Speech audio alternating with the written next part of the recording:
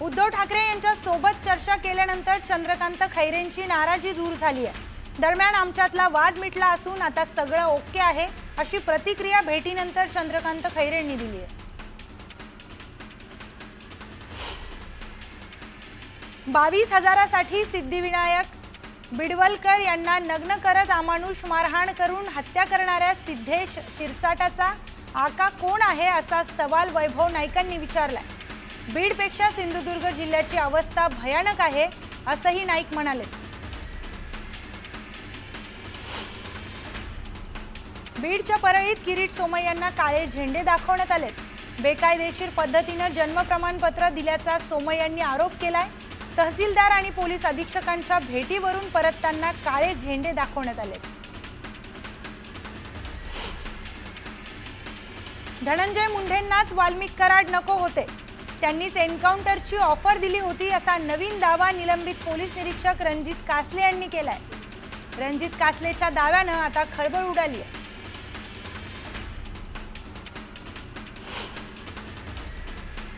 शहापुरात राष्ट्रवादी शरदचंद्र पवार गटाला मोठा धक्का बसलाय।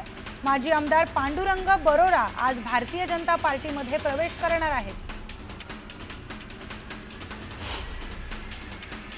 अहिल्यानगरमधील राहुरी शहरात महापुरुषाच्या पुतळ्याची विटंबना झालेल्या घटनेला 3 दिवस उलटून गेलेत, मात्र अद्यापही आरोपींना अटक झालेली नाही।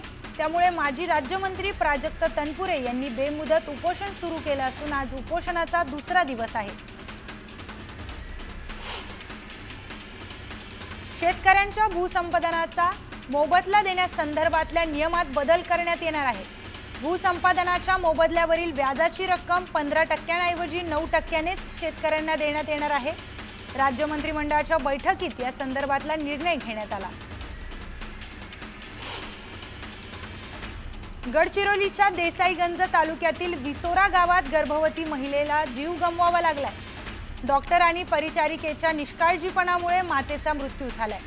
दरम्यान गावकऱ्यांनी केलेल्या आंदोलनानंतर संबंधित वैद्यकीय अधिकाऱ्याला निलंबित करण्यात आलं।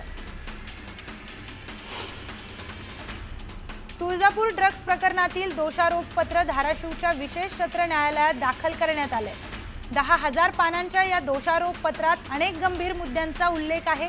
त्यामुळे आता ड्रग्ज कनेक्शनच्या तपासाला वेग येणार आहे। नगरमध्ये झालेल्या कुस्ती स्पर्धेच्या अंतिम फेरीत पृथ्वीराज मोहोळ आणि शिवराज राक्षे यांच्या कुस्तीमधील काबलिये यांनी घेतलेल्या निर्णयावर राज्यात गदारोळ झाला होता। त्यानंतर कुस्ती पंच नितेश काबलिये यांच्यावर कारवाई करण्यात आली आहे। महाराष्ट्र राज्य कुस्तीगीर संघटनेकडून काबलिये यांना 3 वर्षासाठी निलंबित करण्यात आले। अभिनेता सैफ अली खान हल्ला प्रकरणी मोठी अपडेट समोर आली आहे।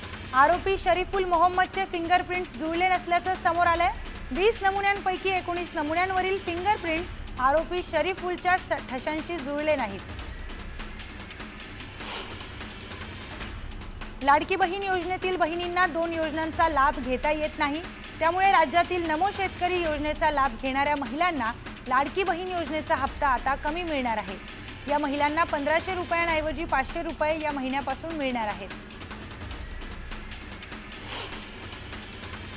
लाडक्या बहिणींच्या मतांची किंमत 500 रुपयांवर आली आहे। आज सरकार 500 रुपयांवर आलं, उद्या शून्यावर येतील अशी टीका खासदार संजय राऊतांनी केली। लाडकी बहीण योजनेच्या पैसे कपातीवरून विजय वडेट्टीवारांनी सरकारवर हल्लाबोल केलाय। 500 रुपये देणाऱ्या सरकारची क्यू येते, ज्यावेळी योजना लागू केली तेव्हा बुद्धी भ्रष्ट झाली होती का असा सवाल वडेट्टीवारांनी केलाय। नागपूरच्या पारडी परिसरात मोबाईल लपवल्याच्या वादातून मित्रानेच मित्राची हत्या केली। हत्या करणाऱ्या आरोपीला पोलिसांनी ताब्यात घेतले। केडीएमसीच्या शास्त्रीनगर रुग्णालयाचा भोंगळ कारभार विरोधात मनसे आंदोलन केले।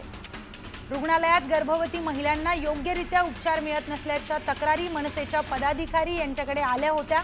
त्यानंतर कार्यकर्त्यांनी वैद्यकीय अधिकाऱ्यांना जाब विचारला।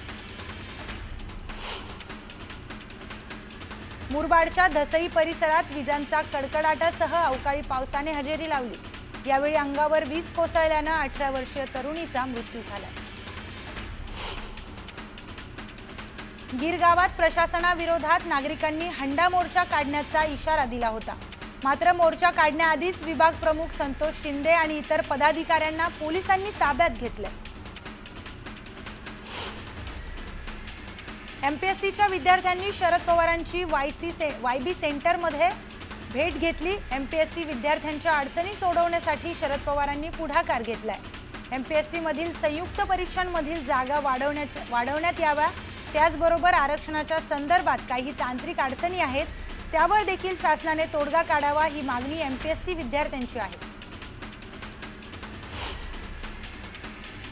सध्या उन्हाचा कडाका वाढत असल्याने एपीएमसी मार्केटमध्ये लिंबाला मागणी वाढली आहे। मागणी वाढल्याने लिंबाच्या किमती देखील वाढल्या आहेत। एक लिंबू 10 रुपयांना विकलं जातं। एल्फिस्टन ब्रिज पाडला जाऊ नये यासाठी मनसेनंही आंदोलन केले। पालिकेच्या अधिकाऱ्यांसोबत चर्चा करत नागरिकांच्या हरकती आणि सूचनांबाबत काय निर्णय घेतलाय हे आधी स्पष्ट करावं, अशी मागणी मनसेने केली।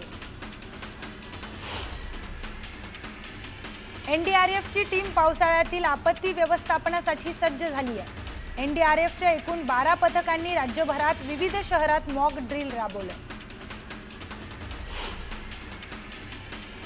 पुरंदर विमानतळाच्या भूसंपादनाला पारगावच्या ग्रामस्थांनी विरोध केलाय। गाव बंद करून गावकऱ्यांनी सरकारचा निषेध केला। यामुळे बैठकीसाठी गेलेले भूसंपादन अधिकारी चर्चेविना परतले। जळगावमध्ये जलसंपदा विभागाच्या वतीने जलव्यवस्थापन कृती पंधरवडा उपक्रमाचा शुभारंभ करण्यात आला। जिल्ह्यातील तापी, गिरणा यासह सर्व नद्यांचे जलपूजन करत जिल्हाधिकाऱ्यांनी उपक्रम सुरू केला। परभणीच्या मिरखेल गावात वानरांचा वावर वाढलाय। 100 ते 150 वानर गावात ठाण मांडून असल्याने नागरिकांमध्ये भीतीचं वातावरण निर्माण झालंय।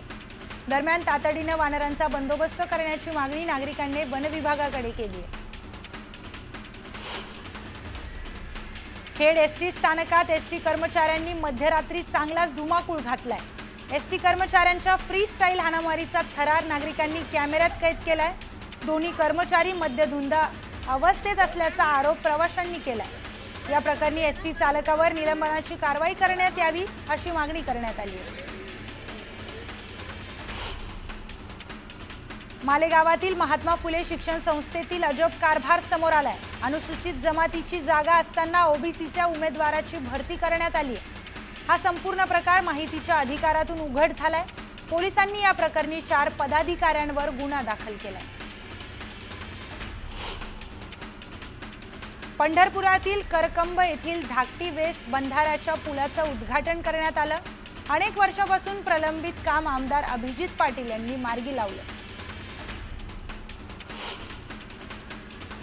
संपूर्ण राज्यभराचे लक्ष लागून राहिलेल्या छत्रपती सहकारी साखर कारखान्यासाठी येत्या 18 मे रोजी मतदान होत आहे। तरी 19 मेला त्याचा निकाल लागणार आहे। आज उमेदवारी अर्ज दाखल करण्याचा शेवटचा दिवस असल्याने बारामतीतील प्रशासकीय भवन येथे मोठ्या प्रमाणात उमेदवारी अर्ज दाखल करण्यासाठी रांगा लागल्या आहेत। सोलापूर कृषी उत्पन्न बाजार समिती निवडणुकीत सुभाष देशमुख यांनी दंड थोपटले। समितीच्या निवडणुकीत भाजप नेत्यांमध्ये 2 गट पडले। भाजप आमदार सुभाष देशमुख भाजप काँग्रेस युती विरोधात आपलं पॅनल उभं करणार आहेत। सांगलीमध्ये मोकाट श्वानांना पकडण्यासाठी महापालिकेने मोहीम सुरू केली। संभाजी भिडेंना श्वानाने चावा घेतल्याने पालिकेने ही मोहीम सुरू केली। नंदुरबार एसटी आगारातील पाणी पुरवठा महापालिकेने बंद केलाय। 34 लाखांची थकबाकी न भरल्याने महापालिकेने ही कारवाई केली। त्यामुळे एसटी आगारात पाण्यासाठी प्रवाशांना अडचणींचा सामना करावा लागतो।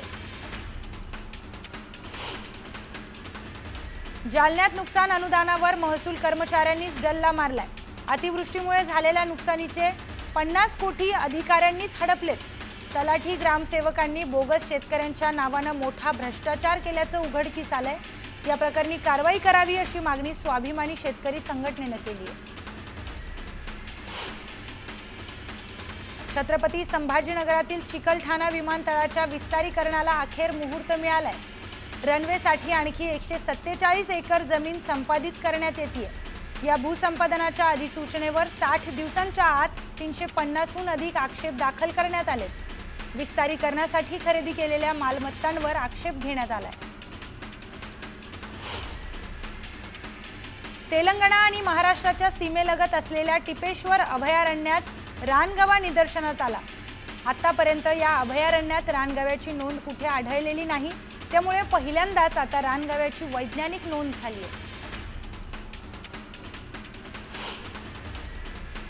लॉर्ड्स मेटल कंपनीने चंद्रपूर महापालिकेला अग्निशमन वाहन भेट दिले, त्यामुळे शहरातील आगींच्या घटनांवर नियंत्रण मिळवण्यास मदत होणार आहे।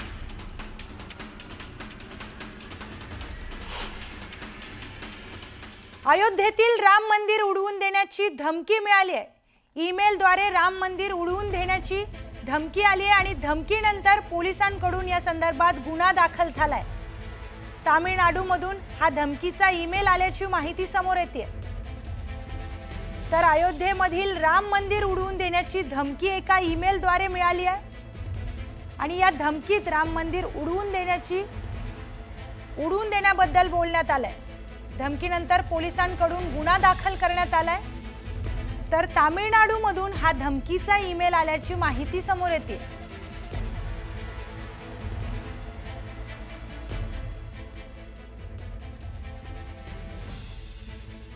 तर आपले प्रतिनिधी अमित सिंग आपल्या सोबत जोडले गेलेले आहेत। अमित, ही मोठी बातमी समोर येते, अयोध्येतील राम मंदिर उडवून देण्याची धमकी आली आहे, काय अधिकची माहिती या संदर्भात?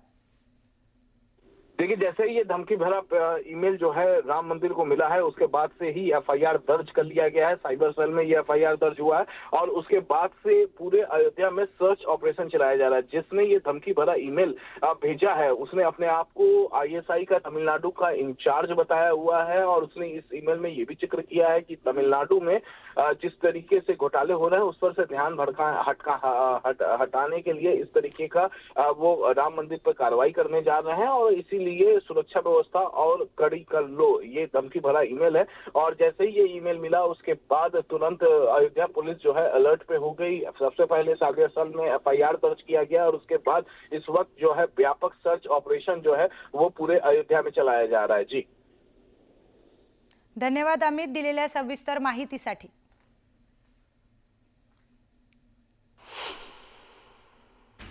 जालना जिल्ह्यात अतिवृष्टीत नुकसान भरपाईच्या निधीत घोटाळ्याच्या तक्रारीनंतर समिती गठीत करण्यात आली आहे। समितीचा अहवाल आल्यानंतर कारवाई करण्यात येणार आहे। बुलढाणा जिल्ह्यातील हिरवखेडमध्ये 2 गटात क्षुल्लक कारणावरून तुफान राडा झालाय। यात 2 गट आमने सामने येऊन तुफान दगडफेक झाली। या प्रकरणी गावात संचारबंदी लागू करण्यात आली आहे। भाजपचे माजी खासदार किरीट सोमय्या यांनी परळीतील पोलीस ठाण्यात अधिकाऱ्यांची भेट घेतली। बांगलादेशी घुसखोरांची संख्या वाढत असल्याच्या पार्श्वभूमीवर सोमय्यांनी अधिकाऱ्यांशी चर्चा केली आहे।